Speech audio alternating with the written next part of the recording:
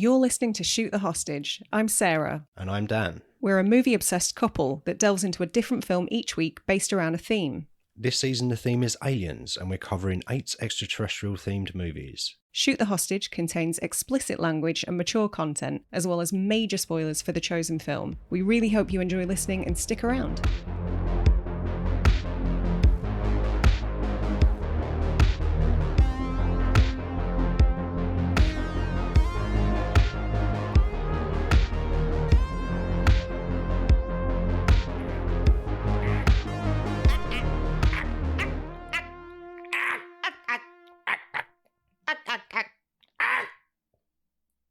Should we start talking about Mars attacks? No, I'm enjoying doing this. I feel like an hour of that would get old for everybody involved. But you're committed to the bit. I did have the idea of doing a full hour of us going, no. And you laughed. Vetoed. I might take that sample from the beginning of us going, and putting it on loop for an hour. No. And releasing that like an hour before the actual show goes out as a prank. Do you like pranks? No. If we were releasing this show on April the 1st, maybe. Yeah. That shit will not fly. But it's not. It's coming out on November. So, yeah. So what film are we talking about? Oh, I wonder. What could it be? Well, you've seen the title. You fucking know what it is. Oh, guess what we're talking about today? We're talking about Mars attacks. Oh, really? Because you put that in a fucking description. Uh-oh. Cynical start. We've got Sassy Dan. Right. So, a 90s movie. We've done plenty of 90s movies so far. I was about to say we haven't done many 90s movies. Then I remembered immediately that we did Con Air, Hard Boiled. Yep. Some other stuff. And other things. Miscellany. Yeah, so 1996, I was the young old age of 12 years old when this was released. I would have been 14. Oh, okay. Did you see this at the pictures?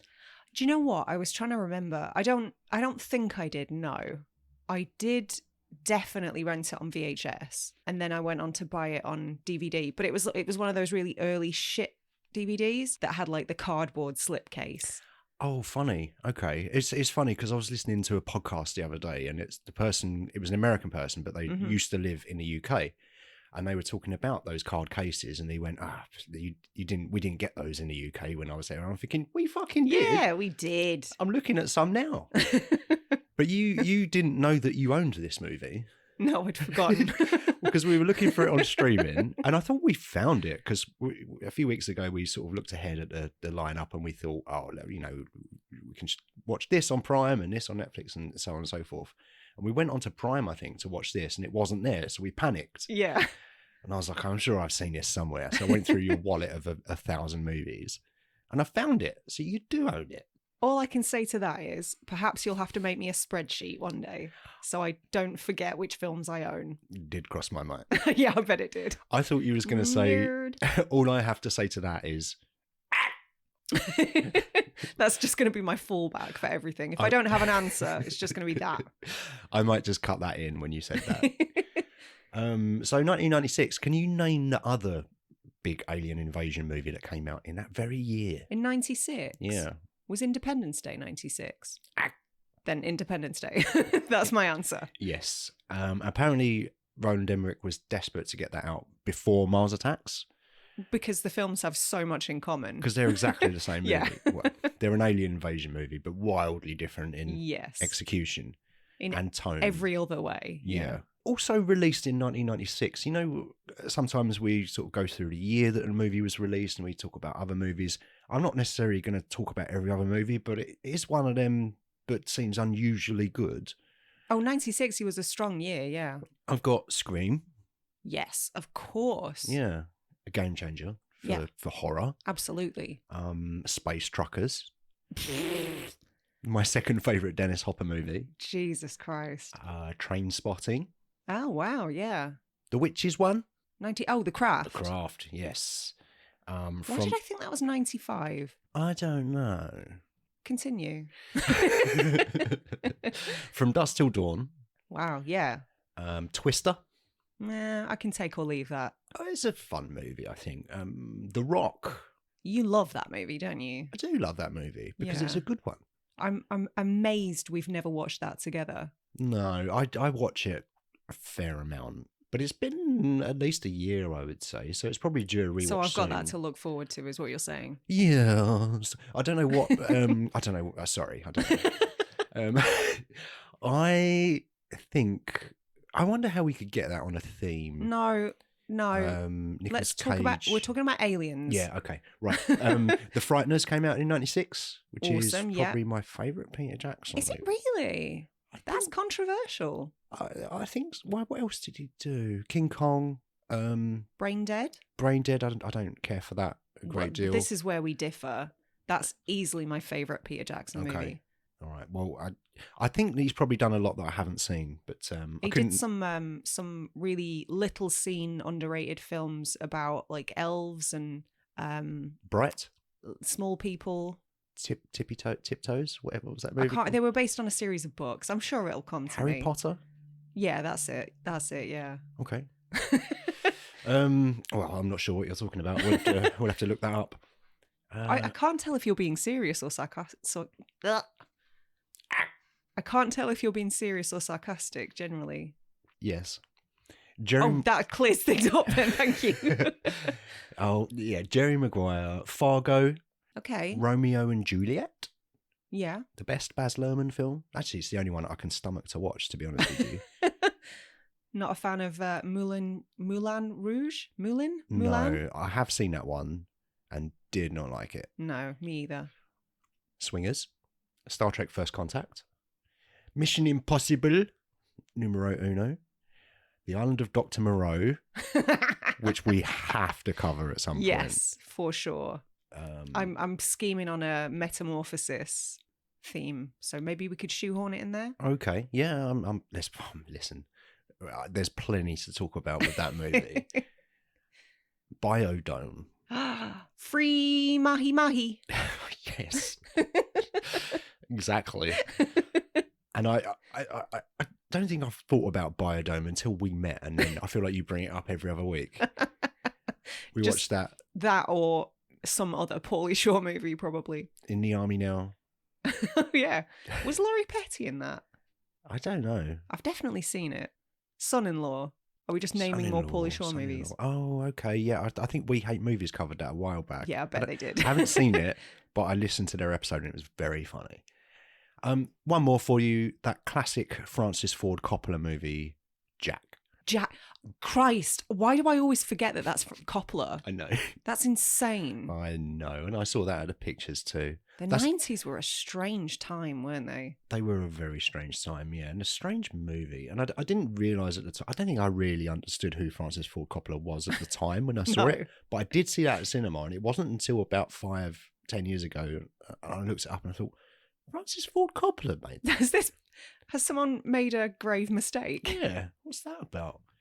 I can't imagine any circumstance in which he would be introduced to anybody as director of Jack, Francis Ford Coppola. I would. You would. In whatever alternative reality, if we ever interviewed him, the first question I would ask him is, you made Jack? Yes. Why? Yeah. Explain yourself, sir. Yes. So this one, Mars Attacks, it was based on a collection of trading cards which were released in 1962. Yeah, which I didn't know until we started researching for this. Did you not? No, even though like it says it in the opening credits. That's your first clue, yeah. Yeah. Yeah. It's kind of a War of the Worlds style narrative, but it was deemed too graphic and was pulled from the shelves after just a couple of months. Well, the trading cards themselves. Yeah. Wow. Yeah, which is nuts. I mean, they're cards. I guess it wouldn't happen today. And I haven't specifically gone to look up any cards, but I think the movie adaptation is pretty.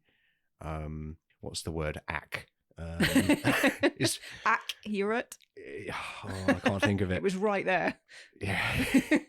Anyway, I think the cards are the film is a good representation of what the cards were from what I hear. Okay. And it doesn't seem particularly graphic or anything. It's just like a cartoon. So that's curious. You say that, but a lot was cut. The film was looking at an NC-17, if not R rating, Really? and they had to chop a bunch of stuff out. I don't know if it was, I couldn't find much evidence of whether that was scenes that they'd filmed that hit the cutting room floor, or whether they just were deemed not appropriate to film. Okay. But yeah, the original intention was to have it be a lot bloodier, I think. Right. Okay. Well, that would kind of fit in with the kind of style of it. It's quite nihilistic and stuff, but I think it ended up being a bit of a cartoon. Yeah. Which I didn't hate, and we'll get to that. So I did Google Topps Company, but I didn't expect what I found. So I found out that there's another property that was based on Topps trading cards. Is it Garbage Pail Kids? Is the Yeah. All roads lead to Garbage Pail Kids, apparently. In this house, they do. It comes up so often, and I don't know why. It's horrible. It's an awful movie. And I've seen it because of you. And you're still here. So it was when I decided to make this movie, it was writer Jonathan Gems did submit a first draft back in 1994, and it was budgeted at about $200 million. Holy shit. In 94. That's crazy. I read that the actual budget was around 70 million, which, considering the cast, I mean, we'll get to it, the cast is beyond stacked in this movie. Yes. It's unreal. It's insane. I do a thing where I write down the cast members in my notes. Yeah.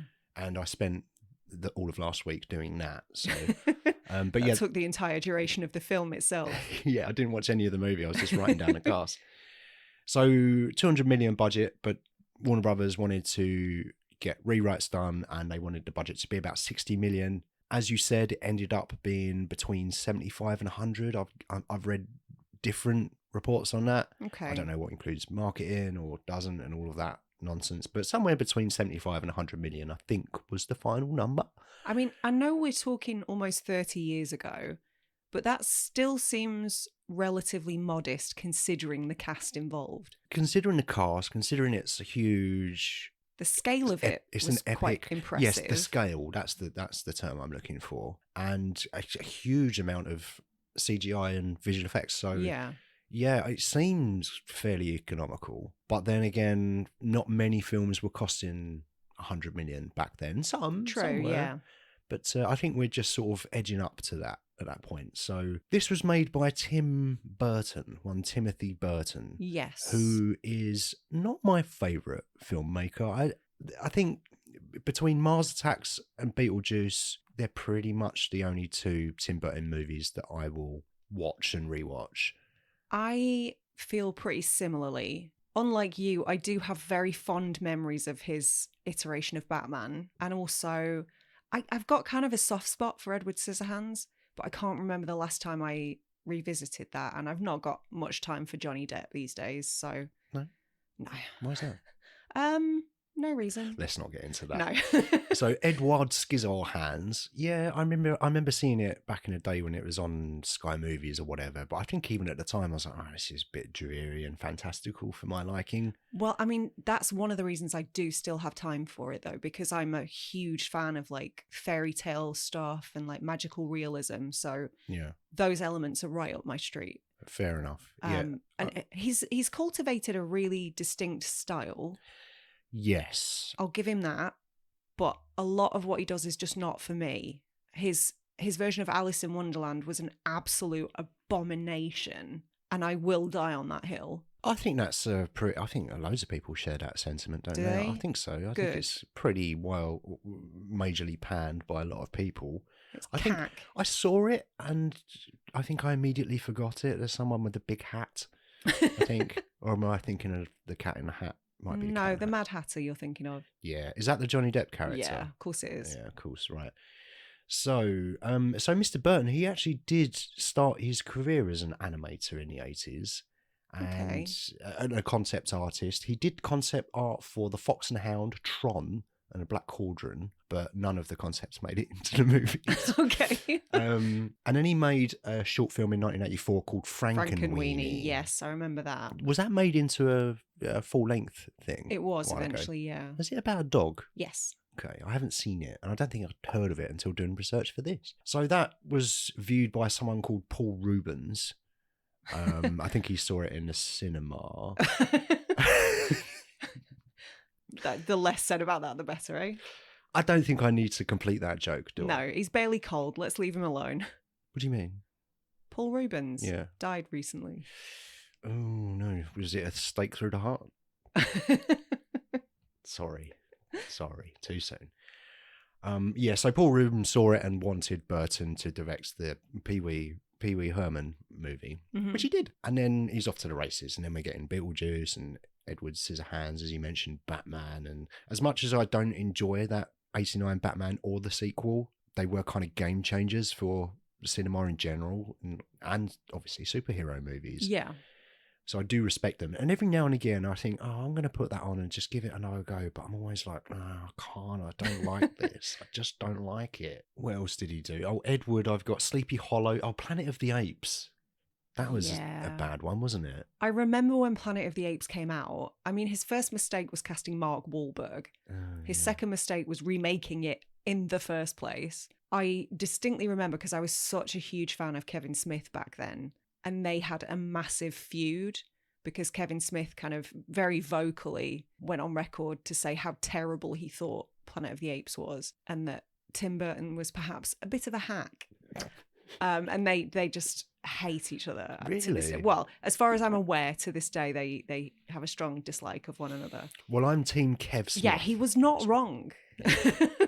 I'm sorry. But yeah, no, and as you said earlier, like, I respect his vision. He's got a style and people enjoy that style, and that's great. It's just not really for me. Yeah. But he definitely has a style, and you can't deny that. I think as far as the man himself goes, I don't know a great deal about him. I find him to be a little bit pretentious from the little that I do know. And I haven't done a great deal of digging on the subject. And it's perhaps something I should do. But I know that in recent years, he's been accused of racism. Okay. In kind of tied to the fact that he never really ever casts minorities. His films are all very Aryan, and he made some pretty off-color comments about that. About okay. The fact when he was challenged about it? Yes. Yeah. Right. And obviously context is important. I didn't sit down and listen to the entire interview. Yeah. I only saw that snippet, but it was not a good look, shall we say. Okay. I had heard this too. Again, I don't know much about it. I haven't heard any interviews or any comments on it, so I can't really have much of an opinion on it. But when I think it was highlighted, I did think all of these characters are not just white, they're like pale. Yeah. So it's, alabaster white. Yeah, it's a weird one. Well, interestingly, Mars Attacks is one of the few exceptions. Right. Because as we'll talk about later, when we get to the cast, we do have the great Pam Grier. Yeah, we do. So, yeah. We do.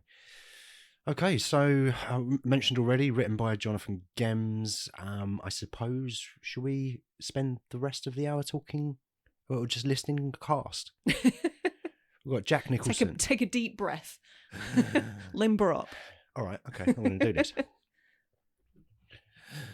Jack Nicholson, Jim Brown, Glenn Close, Piers Brosnan, Martin Short, Michael J. Fox, Sarah Jessica Parker, Pam Grier, Sylvia Sidney, Danny DeVito, Lucas Haas, Annette Bening, Rod Steiger, Lisa Marie, Jack Black, Natalie Portman, Christina Applegate, Tom Jones, and I'm sure there's more.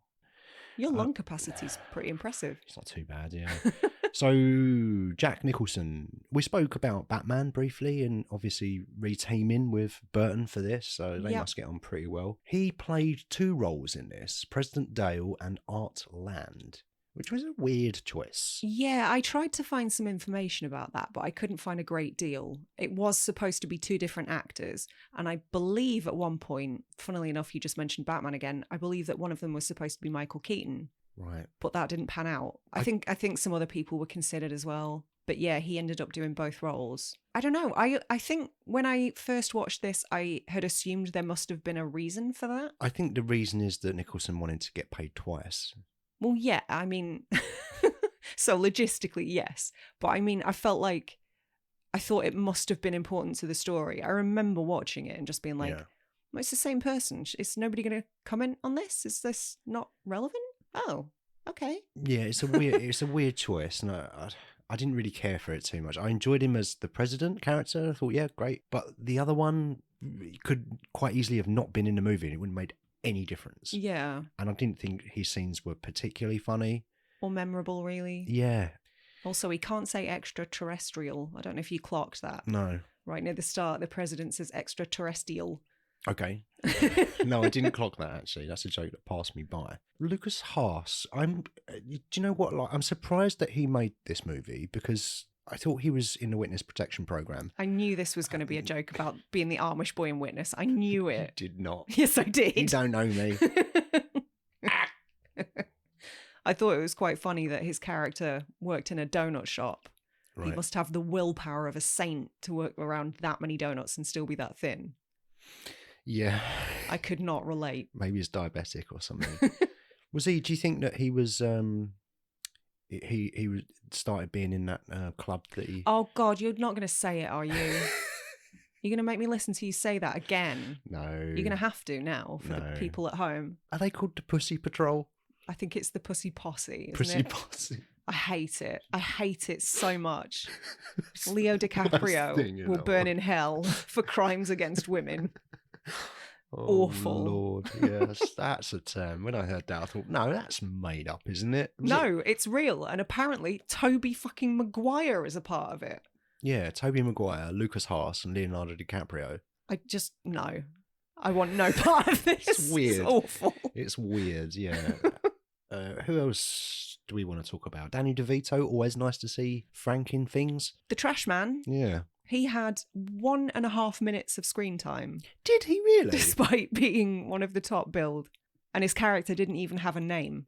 Rude Gambler. Yeah. He was credited as. Yeah, that's funny because you're right, like he was barely on screen, but he's one of the things that I remember most about this film. And I think it's just because it's Danny DeVito. Because it's him, yeah. Yeah. You just know, as soon as you see him in costume, you know who Danny DeVito is. Yes. It's glorious. But he's worked with Burton a few times as well, hasn't he? Well, a regular. Returns, yeah. I think he was in that ill-advised Dumbo live-action remake that he did. Oh, yeah. Never saw that. No, me either. No interest. No. Sarah Jessica Parker, Michael J. Fox, Martin Short. Michael J. Fox, this was one of the last films he did before he took that long break from acting after his Parkinson's diagnosis. So I think he would have been doing Spin City at this time. So he did have regular work on that sitcom, which ran for a while. Mm-hmm. But yeah, in terms of his movie career, he definitely stopped doing things around about this time. Obviously, The Frighteners, which we mentioned at the beginning of the show, was also out, which is incredible. But yeah, apparently there are a couple scenes in this where you can see him shaking. Right. Like he was struggling to control the tremors at that point, but they wrote it in because the scene where he's on top of the van or whatever it is with the TV crew, and they just they went with it because, you know, shaking in fright would have been pretty realistic. Yeah, okay, fair enough. And like, why not just have characters with Parkinson's in movies? Why can't absolutely. Do that? And Michael J. Fox seems fucking awesome, man. He does. He's great. I read his book a while ago, and I think he's written a couple. But yeah, that was really good. We watched that documentary all about him, and he seems great. Yeah, and I know it's really easy to sort of sound pitying or infantilizing when you talk about people with disabilities, but he is a genuine inspiration. Yeah, he is. Yeah, I totally agree. And Back to the Future weren't too bad either. So. Yeah, it was all right. Yeah. Rod Steiger is in this movie. He is. Is he a singer? Rod Steiger? Yeah. Are you confusing him with Rod Stewart? Oh, yeah. Rod Steiger's the general. Yeah. Is he not a singer then? He's not a singer, no. He was the priest in one of my favourite movies, The Amityville Horror. Oh, okay. I'm going to make you rewatch that at some point. We haven't watched that together. Ryan Reynolds. In No, not the remake. Oh, was that a remake? Yeah. Oh. You think the remake of Amityville Horror is one of my favourite films? I don't know. You have some strange choices sometimes. Garbage Pail Kids. Yeah, exactly. Yeah, case closed. Did you notice Christina Applegate in this? Yeah, she was Jack Black's missus. Yeah, that's right. Yeah. She was just like a blink and you'll miss it thing, wasn't it? She was only in a couple scenes, really. Oh, you see, I only noticed one scene.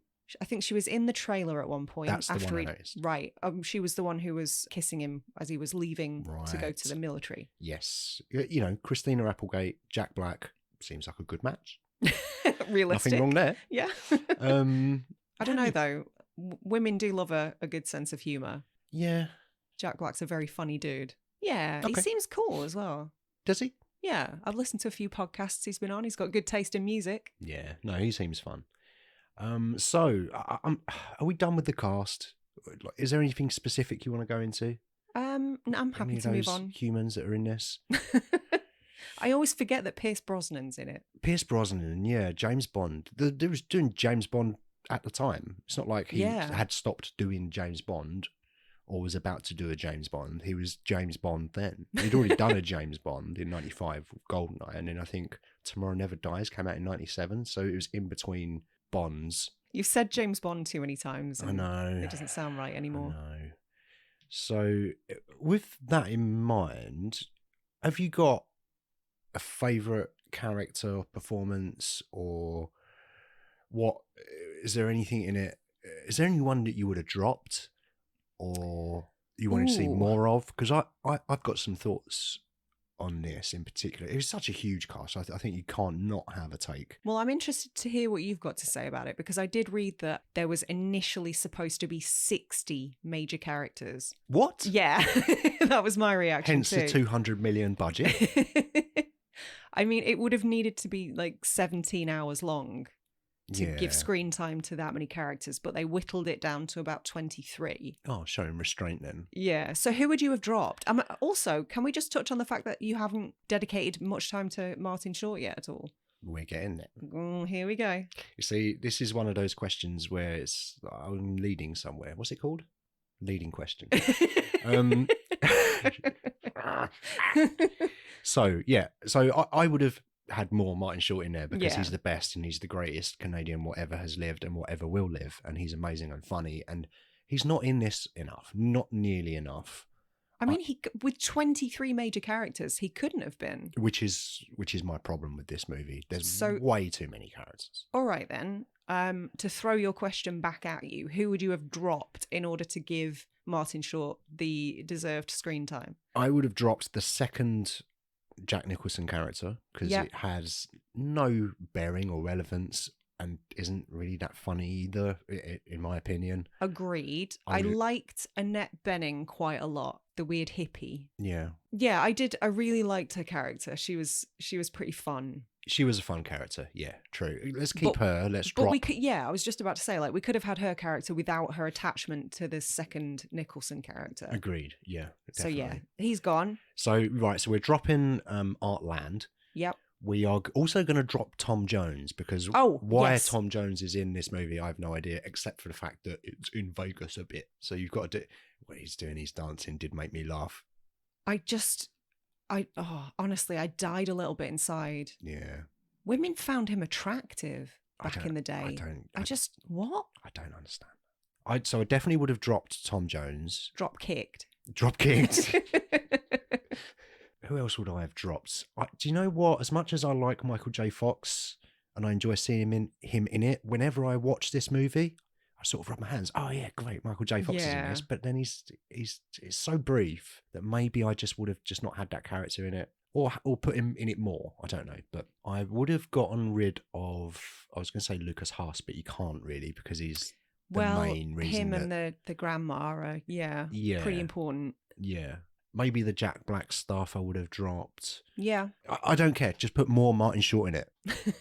I think he was probably I know I'm biased, but I think he was my favourite. I feel like he knew exactly what movie he was in. He does his Martin Short thing. He's not as Martin Short as he normally is. He's not falling over in this movie, which is a shame.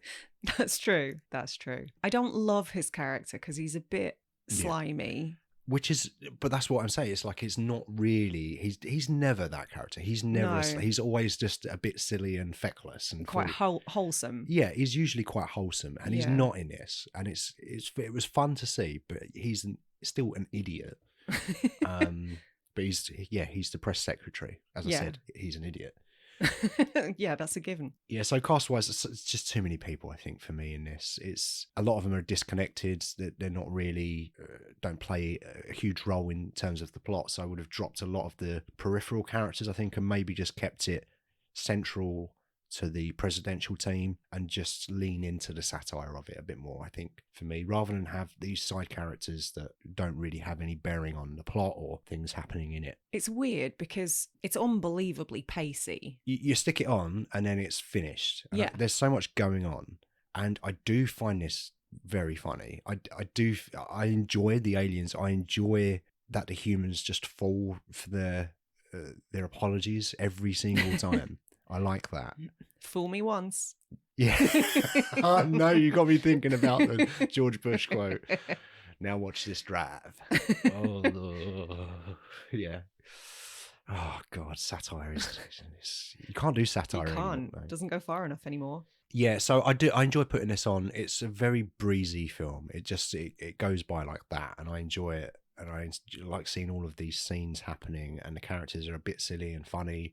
Like I said, I wish it had lent more into the satire side of things, but I do enjoy that they fall for their tricks every time. Yeah. And right from the beginning, when they first meet the aliens, when they have the red carpet out, and the bloke from Terminator is there as the general, and not Lance Henriksen. And they meet the aliens, and then they release a dove, and then that's when they start ray gunning everybody. Yeah, they take grave offence at the dove. Yeah. And then their ray guns turn people into skeletons. Did you notice that some are red and some are green? I did. Yeah. Yes, Do you based on the ray that was used. Right, yes. And that's because they wanted this to be a Christmas movie, apparently, I've heard. Interesting. I did read a bit about that as well, and apparently... I haven't gone back to check. I haven't watched Beetlejuice in quite some time, but apparently there are red and green skeletons in that.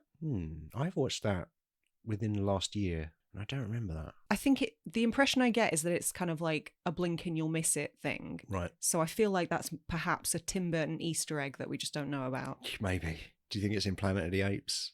But it's entirely possible. I'm never going to rewatch that film to find out, though. No. I don't think I've seen it all the way through, I've seen some of it. I'm aware of the ending anyway. So I think for me, just one of the strongest parts of this movie is the fact that it is a throwback. It looks weird, but in a good way. And I think... How do you mean when you say it looks weird? Because I've got some thoughts about this. Well, it looks... I think I watched this now, and it hasn't dated for me in terms of the effects. And I think... Same. I think that's because it's meant to be...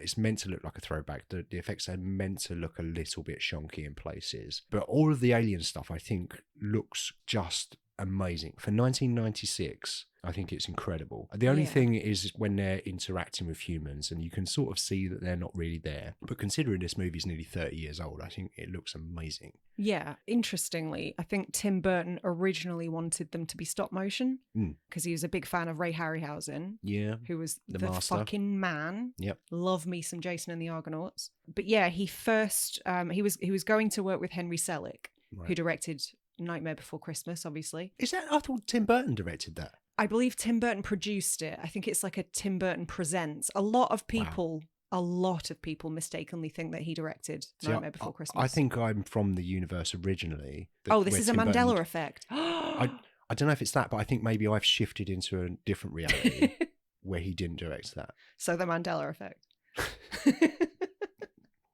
But yeah, they originally worked with a different team of animators, apparently, but the studio refused to foot the bill for all of the projected costs. Expensive. Yeah. Yeah. They got ILM in to do all the visual stuff. Yeah. Of course. Okay. I mean, it's 1996. Who else? Industrial Light and Magic. Yep. They definitely wanted it to sort of intentionally look a bit shitty. Yes. And that's why I think it's aged very well, because it looked amazing, but a little bit shitty then. And it looks amazing now, but a little bit shitty now. But it's part of it. It's like part of the pastiche. And it's pointing back to the movies of the 50s and going, look, they looked a bit silly, didn't they? But we all loved them. And it's a nice homage. And I think that's why it holds up. It's such a style. And I find that with movies, like if there's a movie about the future and it's got too much of a vision of the future and it ages very quickly. Whereas if you've got a very specific weird vision, it can't really age, or like an anachronistic kind of story like this in many ways. Because I don't think they mention a time period when this is meant to be happening, but there is a very wide mixture of technologies and stuff in this. Yes, it's really interesting. It's kind of, so the closest comparison that I can think of is something like It Follows, where they intentionally muddy the waters with tech that doesn't exist and clothing that's super retro. And they've definitely done the same thing here, because it is supposed to be set in the 90s, but a lot of the military stuff looks straight out of the 50s. Like Glenn Close particularly is dressed kind of head to toe in 60s kind of gear, like bit Jackie O. And then you've got Annette Bening, who looks kind of 70s. Yeah. It's all over the shop. And like you say, very anachronistic, but it works brilliantly. Yeah. And the television sets and the weird Martian translator thing that they've got feels very sort of 50s. They figured out in no time flat. Where were they in Arrival? Denis Villeneuve could have used that guy. Yeah. Yeah, but I guess it wasn't accurate, was it? Were we meant to think that... Well, they did not come in peace, so... No, but I guess that they were tricking them, so maybe it was. I just assumed shenanigans, yeah. Yeah, but it's funny because I do think that particularly the stuff on the spaceship with the aliens, it did kind of look like stop motion. I feel like it was meant to look that way. They kind of designed it, I think. And that was probably the compromise, I would imagine, for Burton.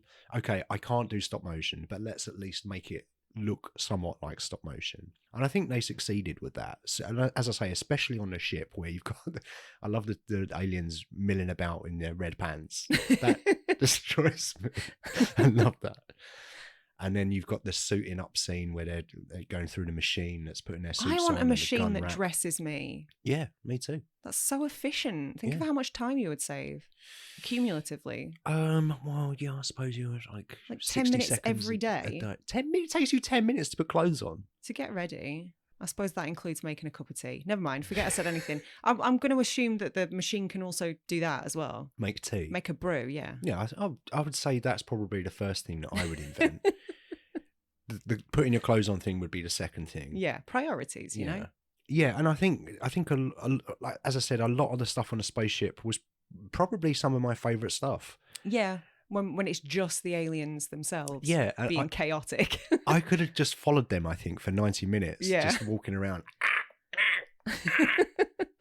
Just like swapping heads around with dogs and things like that. And it's just fucking nuts. And I really respect it for that. I think it's a lot of fun. And it looks great. And even putting the Chihuahua head on Sarah Jessica Parker's body, you can see it's not real. You can see that it's animated, but it still looks good. Yeah, it does. It still is fun. And incidentally, did you know that dog was the dog of Tim Burton and Lisa Marie? They were dating at the time. Yeah, and it was actually their dog. Did you know that I was... a fully grown, fully formed adult human when I realised that Lisa Marie is not, in fact, Lisa Marie Presley.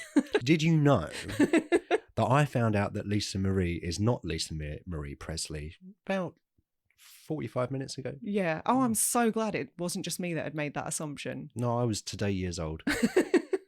Shit. Yeah, I had no idea. But yeah, it was their dog, and I guess they just decided to save some money and use their own dog. I don't know. Or maybe they got... Do you know what? The dog probably got paid, so they probably got paid again. But Lisa Marie was not happy that they decapitated her dog, so... Well, they didn't do it for real. No. I'm assuming. I think Peter would have a few things to say about that. Peter? Peter. The organisation, not Peter. Oh, see, if you say Peter, all I'm thinking of is What We Do in the Shadows. Peter. Oh, yeah. Oh, the animal people. Yeah. Yeah. That makes a lot more sense now, doesn't it? Yeah. What does it stand for? Pets. Something about the ethical treatment of animals. Yeah. I forget what the P stands for. People against for the ethical not against the ethical treatment of animals. That would be ludicrous. That's the opposite message. Yeah. No, don't work in marketing. What were we talking about? The aliens The and the aliens. ship. The aliens and ship. Yeah, that was outside of the Martin Short stuff. I think that's some of my favourite stuff. Yeah, and I think the stuff you were just talking about with the like Sarah Jessica Parker's head on the Chihuahua body, Yeah. that's probably, I hadn't seen this film in maybe 10 years. And that is one of the first images in my mind when anybody talks about Mars attacks. Right.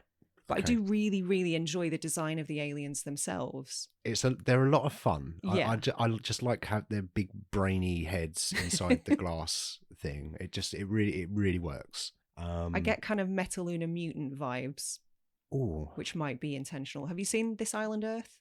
Those are all words that I'm not familiar with. Okay. It was kind of a cult favorite sort of B-movie sci-fi. Right. But yeah, the creature design was absolutely superb. Yeah. I guess they're basing it off of the cards. Well, yeah. But it wouldn't surprise me if the cards themselves had taken inspiration from that kind of thing as well. But yeah, I mean, this whole film is sort of a total pastiche of 50s B-movie sci-fi anyway. Yeah. So there's going to be a lot of inspiration. Like I believe the actual UFOs that they used were kind of inspired by Earth versus the Flying Saucers, which is a film I haven't seen, but I think from 1956, I believe. I'm not familiar with any of those movies outside of, just film history and stuff and being aware that they exist. I've never seen any of those. I've never really had a desire to go and watch anything like that. I don't know how much you would get out of them, to be honest. I think they're so campy and kitschy, and they have their place. Yeah. I think they're a lot of fun, but unless it's something that you maybe grew up watching and has a nostalgia factor attached, wouldn't necessarily be a very rewarding watch for someone like you. I don't know. Okay. Someone like me. Someone like you. Idiots. I don't know. Luddites. When these aliens eventually do a full-blown invasion, they attack Vegas, and there's some fun scenes of them lasering a monument and people running away and them making it go the other way. So there was all of that stuff and destroying Vegas. Oh, by the way, are we just exclusively going to have movies with Vegas in every single season that we do? Do you know what? I have notes about this. All right. So not only does it kind of tie back to Army of the Dead and Con Air, but it doubly ties back to Con Air in that a lot of money was saved because Tim Burton filmed the demolition of some of the buildings in Las Vegas. So really, once again, a production kind of piggybacked on something that was already happening. I'm a big fan of destroying things in Vegas. I think we should carry on with that. Don't need to film it. Just wipe it off the map quietly. Yeah. I think everyone should go there once.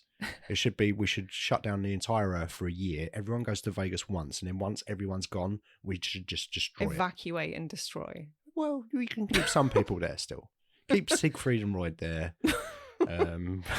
Take the tigers, obviously. Yeah, of course. Take the animals. Yeah, Peter would not allow us to destroy it if the tigers were there. Peter.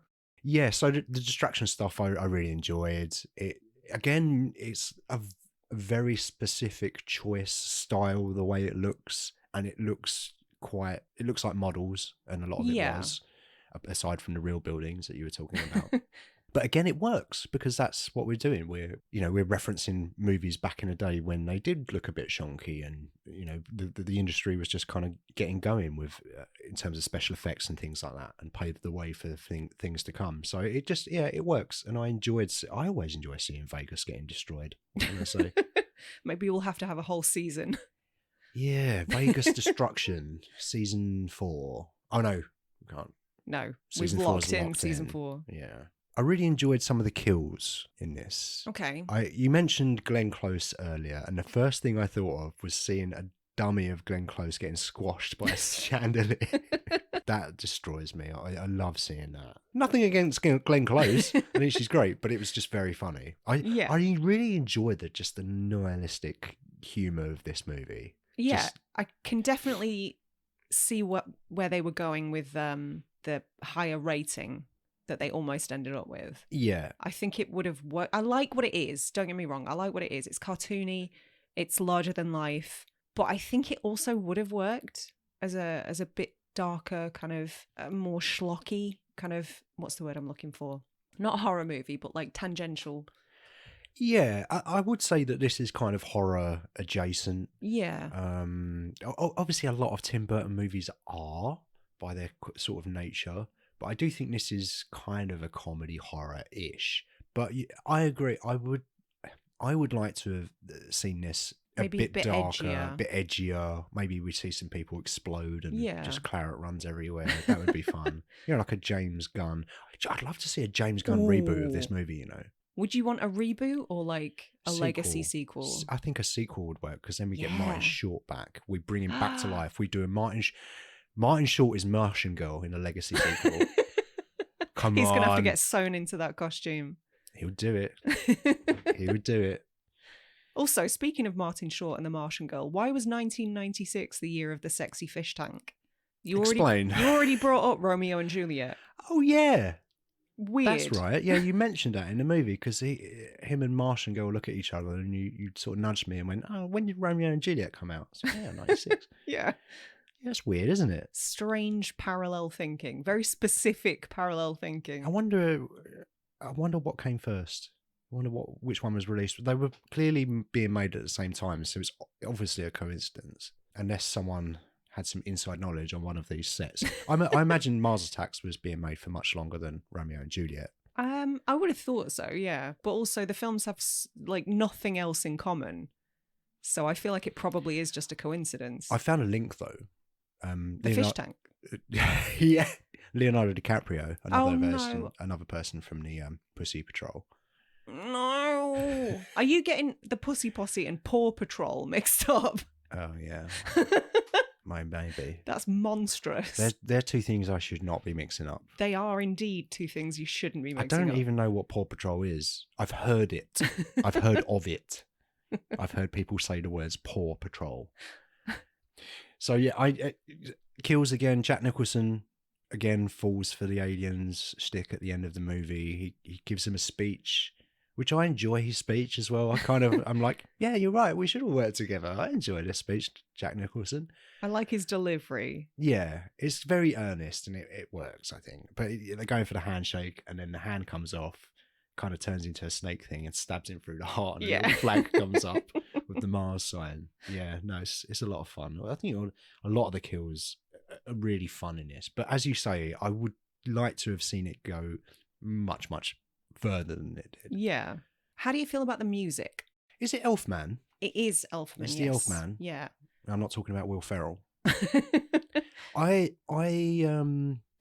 outside of the woo and the sound effects samples, I don't really remember it, and I did have to look up to see if it was Elfman. Okay. Obviously he's a big Tim Burton collaborator, so. Do you know what's wild? The fact that you had to look that up, because one of my notes is just, I think Danny Elfman might have one of the most identifiable soundtrack styles. Yeah. So that's curious that you weren't sure. Yeah, it is weird. I don't know if I really noticed it in the movie, and that's maybe why. I can't think of any in my head now outside of the woo, as I just said. Yeah, so I don't really have many thoughts on the soundtrack. Was there, or the score, was there any soundtrack songs in this that were straight out of the 90s? Have we got anything? I don't remember, no. And I don't know if that's on purpose because music is so integral to the plot of the film. So it's light on songs because when we do hear Slim Whitman, that becomes a pivotal plot motivator. True. And I guess as well, if you do have popular songs from the time, then you're kind of putting a date on it again. So yeah, I forgot about the Slim Whitman stuff. I don't know how. That's horrible. I think my head exploded a bit when that music was on. It was at a frequency that I think only dogs and dolphins could hear.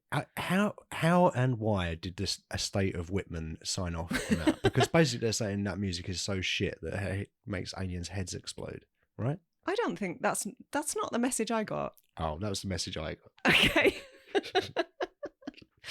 I mean, it's good enough for Grandma, and she was genuinely one of my favourite characters. Yeah, she was a lot of fun. I'd like to have had more of her in it, actually. Yeah, her laughing at Congress getting decimated was one of my favourite moments. Yeah, that's us, isn't it? Yeah. I think this may have been her last movie, you know? That's a shame. Yeah. I know we talked about the cast at the top of the show, Yeah. so we don't necessarily want to spend too much more time talking about that. But we didn't talk about Pam Grier. No, we didn't. You're right, actually. Do you know how she got the role? No. So basically, Tim Burton wanted her for that role, but she was supposed to fly to audition for him, but her dog was terminally ill at the time, which is very sad, obviously. But she was completely unwilling to leave her dog to fly for the audition, at which point Tim Burton was just like, you've got the role.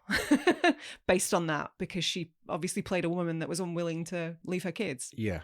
So he was like, on the basis of that, you're it. Okay. Which I thought was really cool. Yeah, that's interesting. I hadn't heard that. I guess this is just slightly before Jackie Brown. I think I became aware of Pam Grier in Jackie Brown. I know she had a whole Really? career like way before Foxy that. Brown. Yeah, of course. Like I'm aware of it now, but that's a whole thing that I had just no knowledge of in 1996. So actually, this is the first thing I would have seen. Yeah. But the first thing I knew the name Pam Grier was in Jackie Brown. But she was good in this. She was memorable. Yeah, she was memorable. I think if you're done, I have one little fun anecdote before we can start wrapping up. Okay. And that is that Howard Stern, famous shock jock Howard Stern, made, I think it was a skit, I think it was a radio skit in 1982 called Slim Whitman versus the Midget Aliens from Mars. And when this film came out, he was just like, what the fuck, Burton? Like, that's my idea. And years later, Tim Burton was actually a guest on Howard Stern's show. No.